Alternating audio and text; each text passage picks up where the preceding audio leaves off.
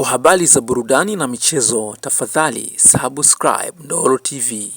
Moja kati ya vitu ambavyo Jeruti anaweza kuvifanya ni kama hili swala.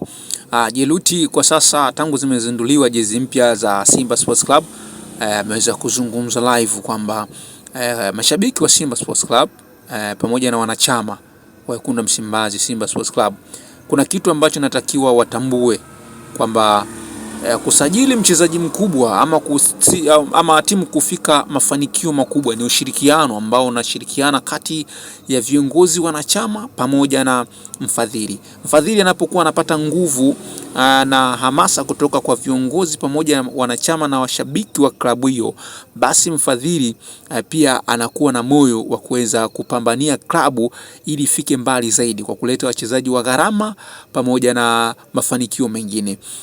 Ameweza kutolea mifano mingi sana vilabu vya nje namna vinafanya, lakini pia kuhusiana na sakata la Feitoto ameliweka wazi.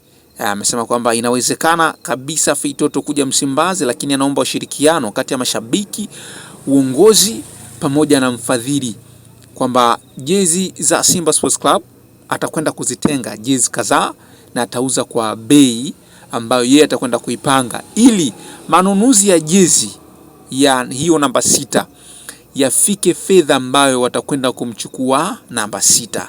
Kwa sasa amesema hahitaji kutoa hela mfukoni, ila anataka kuwapa challenge wana Simba. Kama kweli wanamtaka mtu au mchezaji ambaye wanaona yeye au wanaona wao anaweza kuwafaa kwenye kikosi cha Simba Sports Club, basi anaomba jina, na kama mkikubaliana hilo swala, anachukua jezi za thamani ya yule mchezaji, ile pesa ambayo itakwenda kumnunua yule mchezaji, anaziweka ubaoni.